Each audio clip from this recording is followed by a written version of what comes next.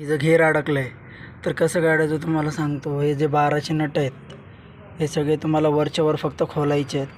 खोलून तुम्हाला दाखवतो कसं दिसतं आतलं.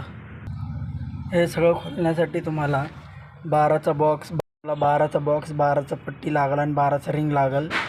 कारण की हे सगळं तुम्हाला खोलावलं नाही तर 12चा पट्टी आणि रिंग पण बसेल.